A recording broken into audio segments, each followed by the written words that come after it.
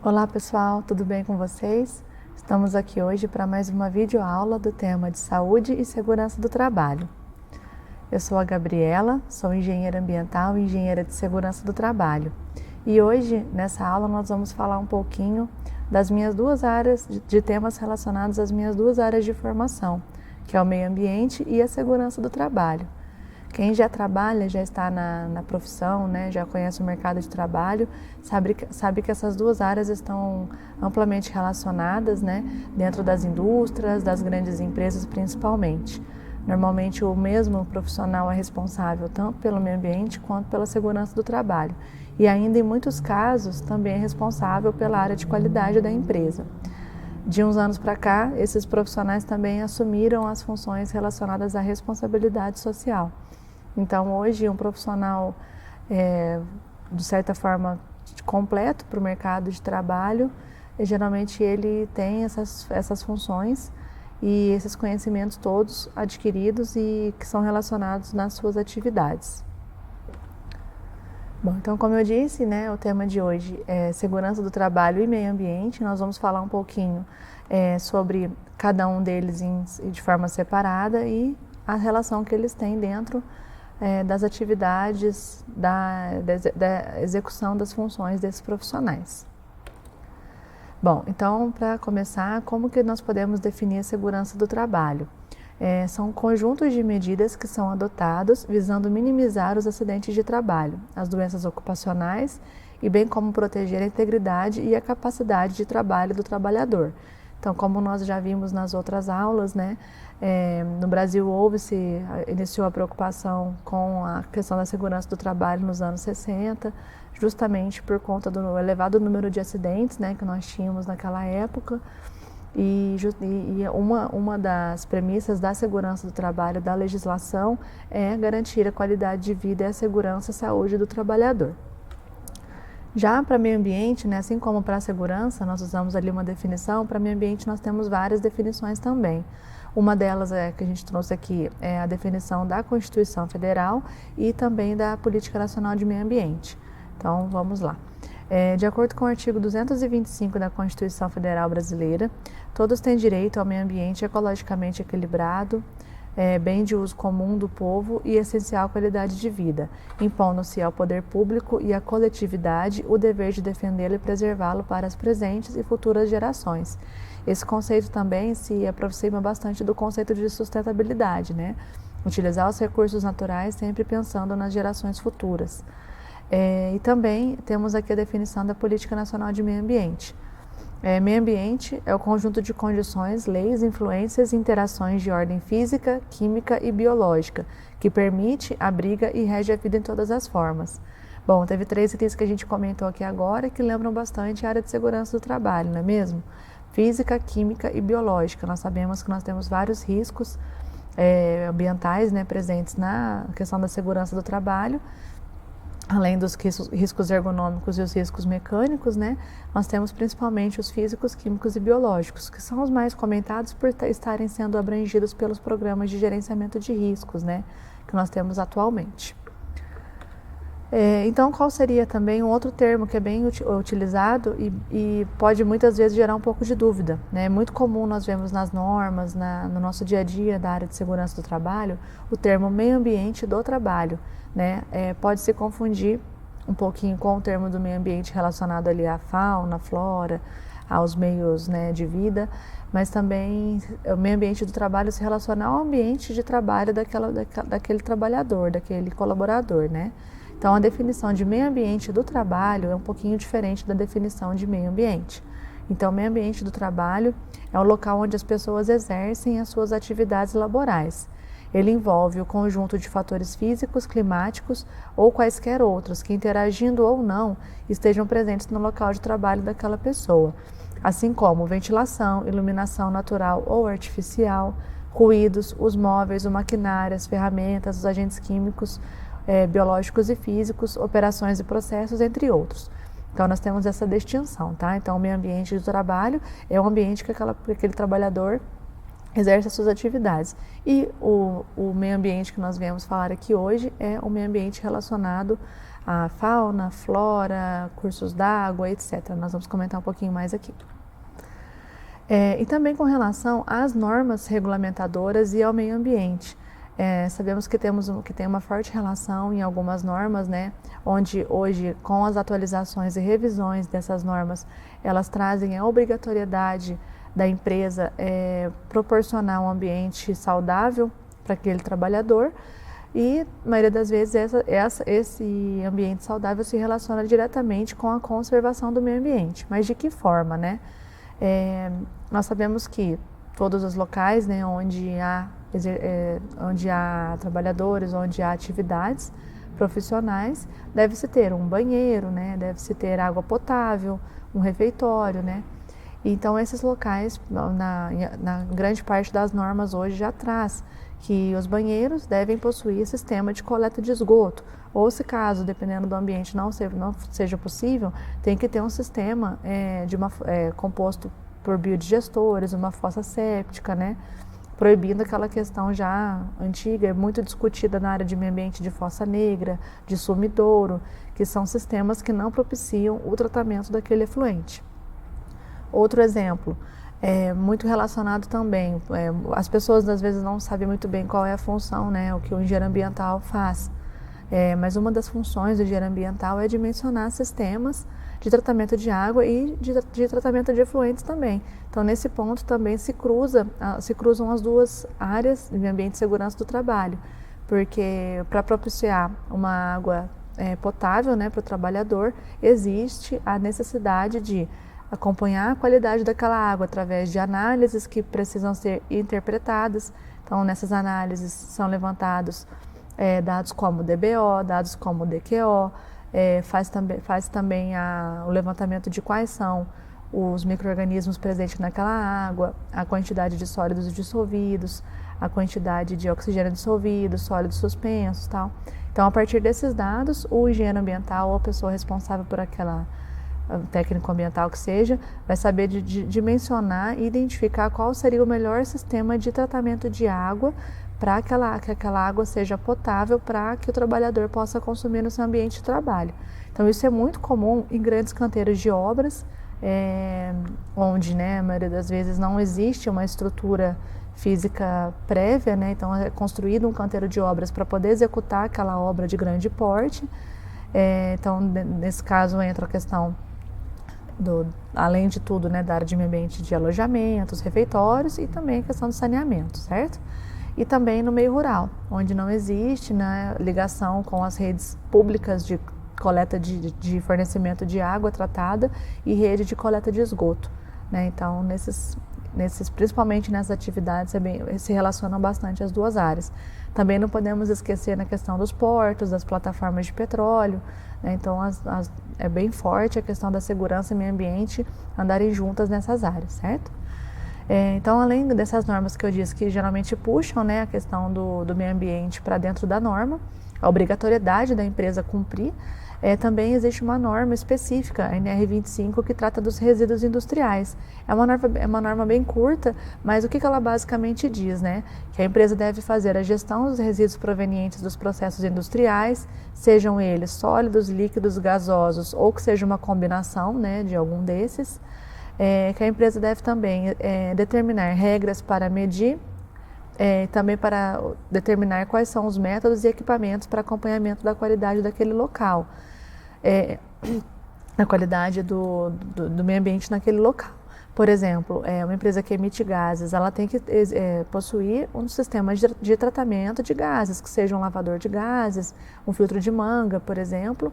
Caso vocês não tenham conhecimento desses termos, vale a pena dar uma procurada na internet para entender como que funcionam, tá? São sistemas que são utilizados para tratar gases quando eles têm uma grande quantidade de particulados ou quando eles têm algum outro produto químico misturado, né? Então, tem alguns processos que são feitos para que seja feito o lançamento desse efluente gasoso de forma adequada, certo? Também a NR25 exige que seja realizada de forma correta a coleta, acondicionamento, armazenamento, transporte, tratamento e encaminhamento adequado à disposição final da empresa. O que isso significa? Aquela empresa gerou resíduos, toda empresa gera um resíduo, mesmo que seja um escritório, ela gera resíduo. Mas geralmente empresas, indústrias, né, empresas de porte maior, elas vão gerar tanto os resíduos ali recicláveis, vão gerar os resíduos orgânicos e também vão gerar os resíduos perigosos. Então tem que ter todo um cuidado com a gestão desses resíduos. Tem que ser feita a correta triagem dentro da empresa e a separação desses resíduos. Tem que ter um local correto para armazenamento temporário daqueles resíduos dentro da empresa. E também tem que ser feita a destinação ambientalmente adequada. Então, o reciclável vai para a usina de reciclagem, de acordo com o seu tipo, de acordo com a finalidade. O resíduo orgânico pode ser utilizado para compostagem. Os rejeitos, eles são geralmente, vamos pensar aqui, papel higiênico, alguns resíduos já contaminados, né? Por exemplo, a gente pode considerar como rejeito o resíduo de uma enfermaria, né? Seringas, esse tipo de produto. E também os resíduos perigosos, né? Resíduo perigoso é o quê? Todo aquele resíduo que tem um potencial capacidade de causar dano ao meio ambiente e à saúde da população em geral, né? Nesse caso que a gente está abordando hoje, do trabalhador. Então, por exemplo, uma lata de óleo, né? De óleo lubrificante, uma embalagem de óleo lubrificante, resto de produtos químicos que foram utilizados no processo. Todos esses materiais têm que ser destinados de forma adequada, tem que ser feita uma segregação especial e esses resíduos têm que ser destinados de forma correta para as empresas que vão fazer a correta recepção e destinação final desses resíduos.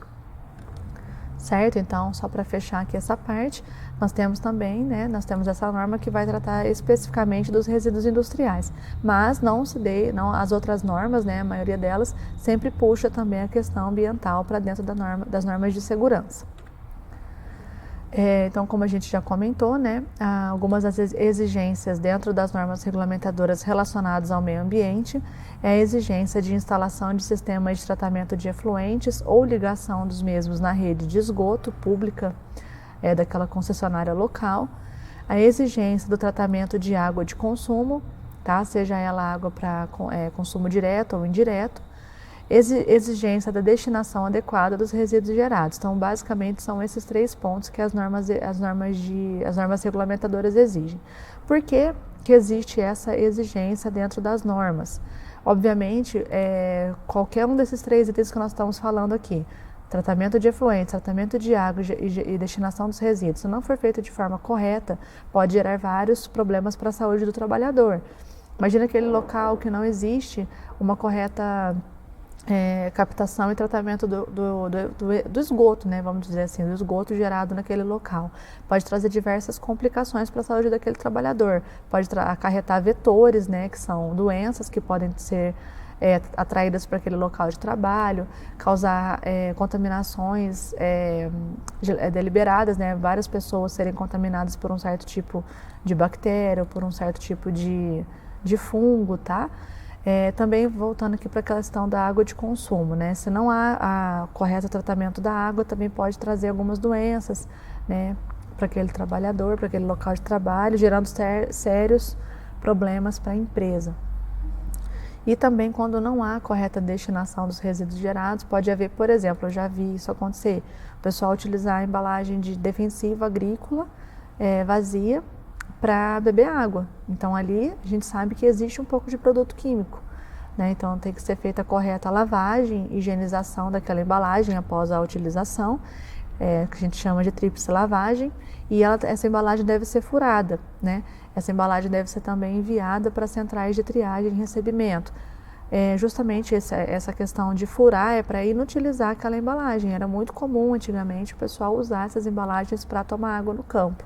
Tá, então é um exemplo, mas é um dos itens que pode acontecer. Outra coisa que é muito comum também o trabalhador às vezes usar alguma lata de produto químico vazia para levar para casa, para fazer algum serviço. Já vi acontecer isso, lata de tinta o pessoal corta, né, já está vazia, ou lata de solvente, ou lata de algum produto químico específico daquela empresa, e leva para casa para alguma finalidade específica, mas ali ainda tem resíduo, então acaba trazendo contaminação, às vezes para a criança, para a esposa, para o cachorro, para o gato, né? Então isso é bem importante ter essa correta gestão de meio ambiente e segurança dentro da empresa. Então, só para amarrar aqui as duas áreas, então meio ambiente e segurança do trabalho, elas estão relacionadas pela necessidade da preocupação com a segurança para os trabalhadores e com a manutenção dos recursos e preservação da natureza. Bom, então como a gente já comentou um pouquinho antes, os riscos ambientais que nós estamos acostumados a levantar para elaboração de documentos, para elaboração de riscos de segurança do trabalho, eles são os mesmos praticamente que nós temos que cuidar na preservação do meio ambiente, tá? Então vamos lá, risco químico, névoa, vapores, gases e poeira.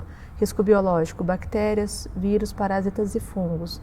Riscos físicos, temperaturas extremas, frios ou quente, excesso de barulho e pressões anormais. Nós sabemos que todos esses fatores podem afetar de forma direta a saúde do trabalhador, mas também, se não forem tomadas as medidas adequadas, instaladas barreiras, né, para que esses fatores não atinjam o ambiente ao redor daquela instalação, daquela empresa, isso também vai afetar o meio ambiente, certo? Então, ali é muito comum, né, a gente relacionar tanto as análises de higiene ocupacional que são elaboradas que são feitas para identificação do risco ao que o trabalhador está exposto. Essas análises também são feitas de forma muito parecida para identificar fatores ambientais que podem afugentar a fauna, que podem danificar, prejudicar a flora, que podem prejudicar a qualidade da água, a qualidade do ar dentro da área ambiental. Obviamente que existe uma legislação específica para meio ambiente e existem as legislações específicas para segurança do trabalho. As legislações ambientais, elas são geralmente na esfera federal, aí a legislação estadual, ela vem para complementar a legislação federal, sendo mais restritiva, e as legislações municipais também, que vêm para complementar a legislação estadual e federal e também de forma mais restritiva ainda. Tá? Então, nós temos que estar sempre atentos para cumprir tanto a legislação ambiental e a legislação ocupacional, a legislação trabalhista. Se você pega, às vezes, um fator, né? Por exemplo, o nível de ruído permitido para uma certa atividade, nós vamos notar que na atividade, os limites para atividades ambientais são muito menos restritivos do que para a atividade ocupacional. Tá? Isso porque dentro de uma empresa o limite de ruído vai ser menor na maioria das vezes do que um limite de ruído para uma área ambiental, porque o trabalhador ele está exposto àquele ruído, exemplo, tá? Ruído é um exemplo que eu usei, mas isso vale para todos os outros, durante uma jornada de trabalho inteira, né? Então ali 8 horas, 12 horas, dependendo da função, o que já não significa que dentro da área ambiental, aquela pessoa vai estar exposta durante todo esse período, tá? Então, geralmente a legislação trabalhista é um pouco mais restritiva do que a legislação ambiental nos limites ali de tolerância.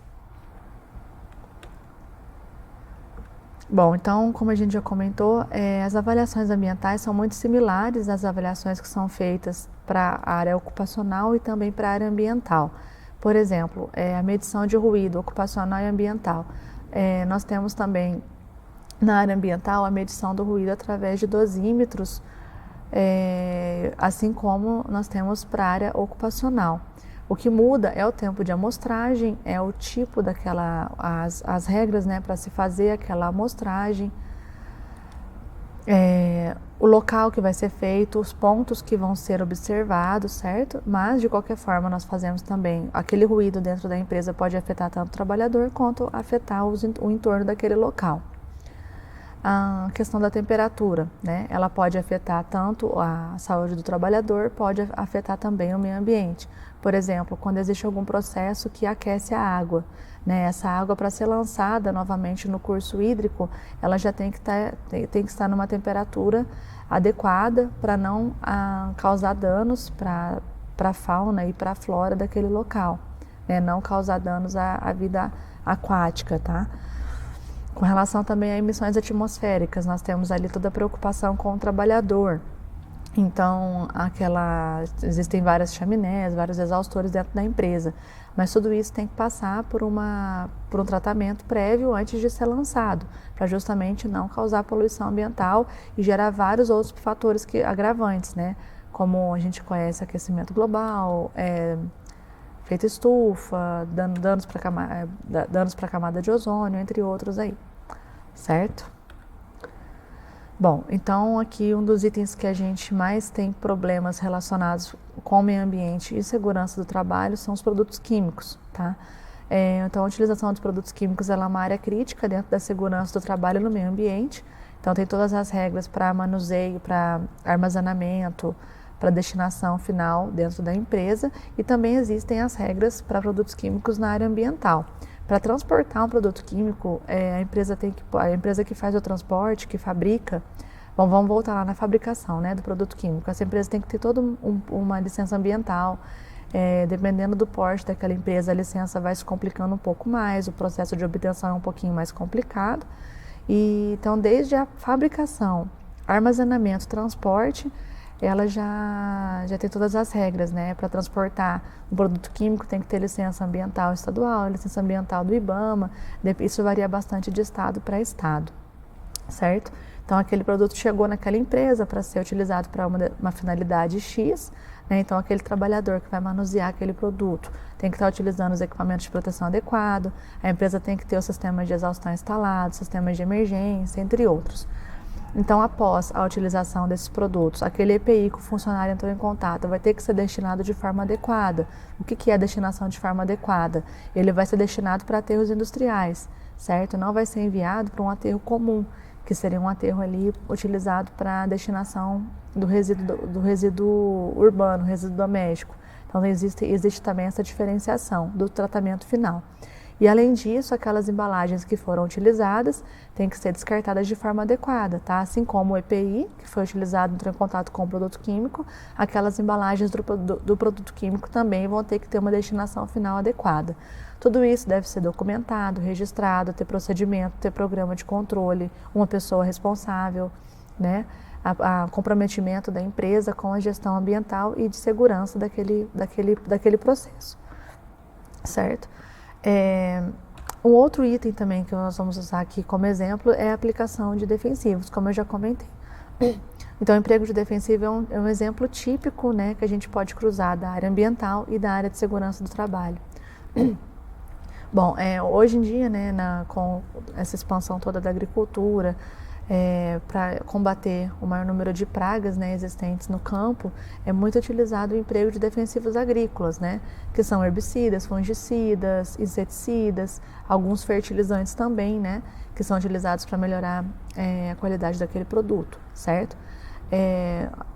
Hoje em dia tem um debate muito grande se é bom ou se não é utilizar defensivos agrícolas, mas não é o mérito da questão que nós vamos discutir hoje, tá? Então, é um ponto crucial, porque ele precisa de desde do processo de fabricação daquele defensivo até a destinação final daquela embalagem do defensivo, tem todo um controle.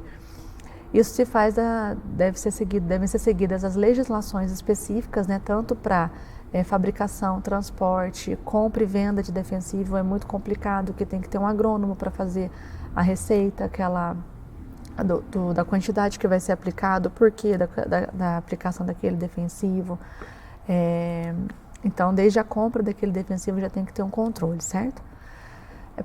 Durante a aplicação, então a gente já tem a questão aí toda da burocracia de compra, porque justamente é um produto químico. Se esse produto for aplicado de forma incorreta, ele vai causar dano tanto para o meio ambiente, certo? Porque ele vai contaminar o solo, vai percolar, vai contaminar o lençol freático, vai contaminar a água. E também tem os riscos também para a saúde do trabalhador. Então, por isso, toda essa questão do controle da aquisição, da compra desse produto, certo? Então, a partir do momento que aquele produto foi comprado, chegou naquela área rural, naquela fazenda, naquele sítio, tem todas as regras que devem ser seguidas. Então, o local para armazenamento dos defensivos tem normas da BNT específicas que determinam como deve ser feito esse armazenamento, todo o distanciamento, né, que deve ser de uma pilha de herbicida para uma pilha de inseticida, por exemplo, e isso com relação para não fazer mistura, não ter reação química ali dentro. Além disso, tem que ter um local específico para armazenamento que seja isolado, trancado, que não permita a entrada de animais, que tenha principalmente uma bacia de contenção, para se caso haja algum vazamento, que aquele produto fique retido, que não atinja os cursos d'água, para não haver contaminação da água, não haver contaminação do solo e não causar acidentes para o trabalhador. Para a aplicação dos defensivos, exige-se a utilização de uma vestimenta hidrorrepelente, como nós podemos ver aqui na foto, de luva, as luvas impermeáveis, as botinas impermeáveis, a máscara semifacial com cartucho. O tipo do cartucho vai depender bastante de qual produto está sendo aplicado. O óculos ampla visão, que vai garantir que aquele produto não vai atingir os olhos do trabalhador. Então, assim, existem diversas regras, né? Só dessas aqui que eu comentei, vocês já podem ver como se relaciona o meio ambiente e a segurança do trabalho dentro da aplicação de defensivos. Para a destinação das embalagens, né, de defensivos agrícolas, tem todo aquele processo que eu já comentei. Após a utilização, eles devem ser triplamente lavados e ser furados, para não permitir a reutilização daquelas embalagens para finalidade nenhuma dentro daquela empresa, daquela fazenda, daquela empresa rural. Para a aplicação dos defensivos, devem ser utilizados todos os EPIs que são definidos e a devolução da embalagem deve ser feita de forma correta. Então, aqui a NR31 entra bem, né, é bem atuante nesse item, pois ela define que todos os procedimentos que devem ser feitos, todas as medidas que devem ser tomadas para a aplicação de defensivos, desde a compra, aplicação, armazenamento e destinação final. Como eu já comentei, o local de armazenamento dos defensivos deve seguir as recomendações da legislação ambiental e de segurança, além das normas da ABNT. Como legislação ambiental, alguns itens, né, que devem ser seguidos, nós podemos citar aqui o distanciamento mínimo de corpo d'água, né? A legislação exige, são várias legislações, não vou citar alguma específica aqui, porque senão prolonga muito. Então, tem que ter uma distância mínima de curso d'água, distância mínima de local de refeições, distância de residências, né? Era muito comum antigamente, por conta de ser um produto muito visado, né, pelo alto custo, o pessoal deixar dentro de casa, deixar muito perto de casa, na área rural. Então, não é permitido mais, tá? Tem que ter um distanciamento mínimo de 30 metros das residências, tem que ser todo contido com bacia de contenção, a destinação daquele líquido que escoou e foi para a bacia de contenção, tem que ter todo um tratamento, ou se faz um tratamento daquele efluente de forma adequada, aí geralmente entra em um tratamento com ozônio, ou faz a retirada e destinação adequada daquele resíduo através de chorumeira, de caminhão-pipa, algum sistema desse tipo, certo?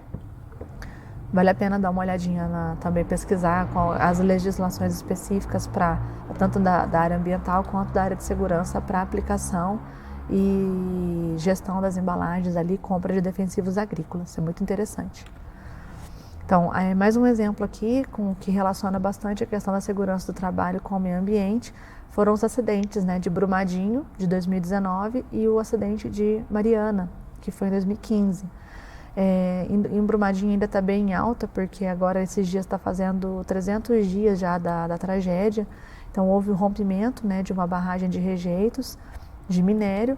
Essa barragem já se sabe que houve um problema estrutural e essa barragem rompeu, deixando, ainda não se tem, né, o volume, aqui nessa apresentação que a gente não tem o volume que foi derramado, mas foi um volume muito grande e até hoje foi identificado já 254 mortos e ainda estão 16 pessoas desaparecidas. Então é considerado a maior tragédia ambiental e ocupacional do Brasil, o maior acidente de trabalho já registrado no Brasil, né? Então uma atividade aí que não foi feita da forma adequada, aquela barragem não foi projetada da forma adequada e causou, ao mesmo tempo, a maior tragédia ambiental e de segurança do trabalho que já existiu no Brasil.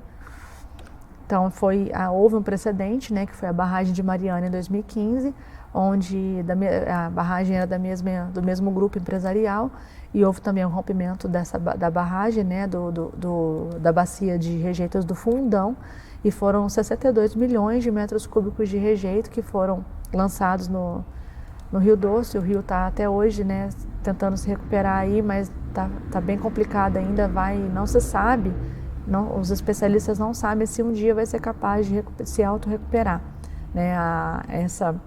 O resíduo derramado da barragem de Mariana chegou a atingir o oceano, causou diversos danos no Espírito Santo. Então, assim, foi um negócio bem complicado e, além de todo o dano ambiental, causou a morte de 19 pessoas naquela época.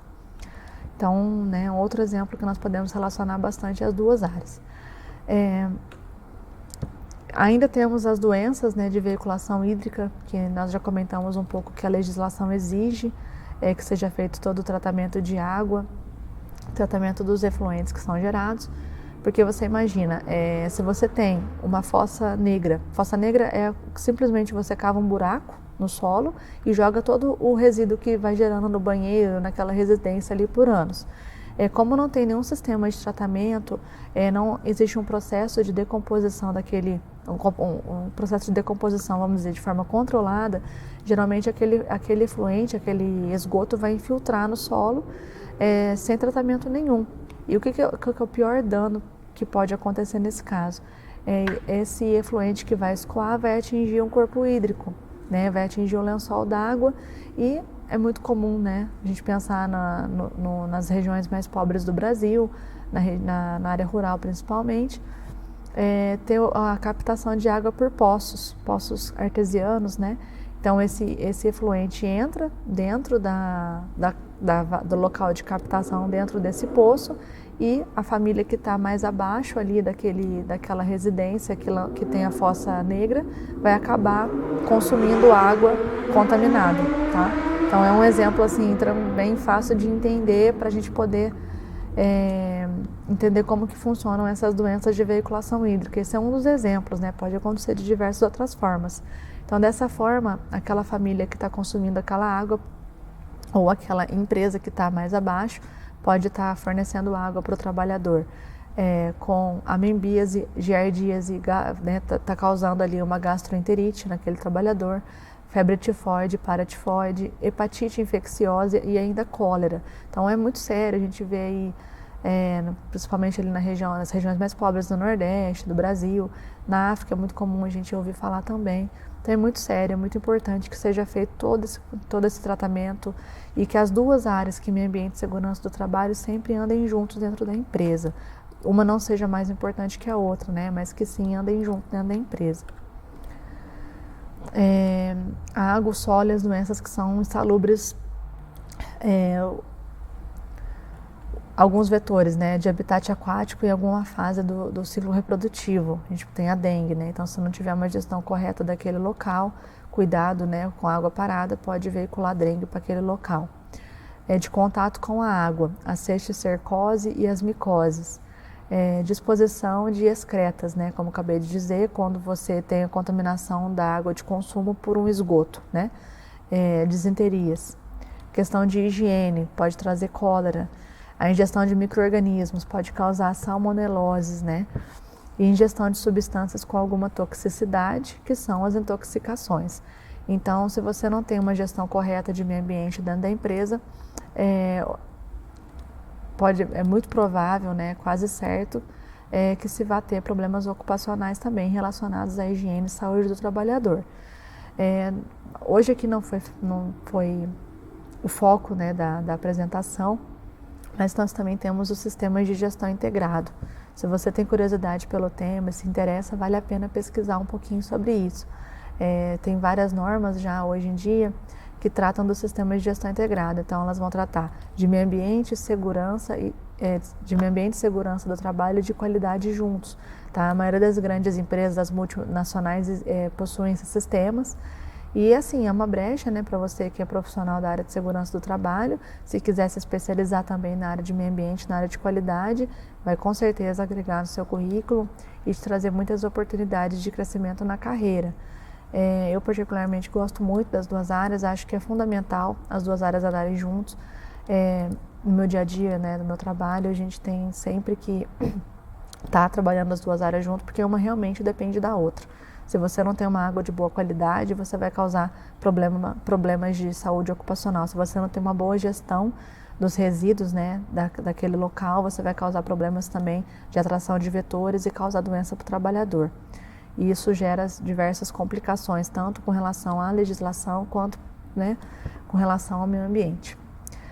Pessoal, então por hoje foi isso. Espero ter levado um pouquinho mais de conhecimento para vocês. Qualquer dúvida, estou à disposição. Seguem aqui os meus contatos. Vejo vocês na próxima videoaula. Muito obrigada pela atenção.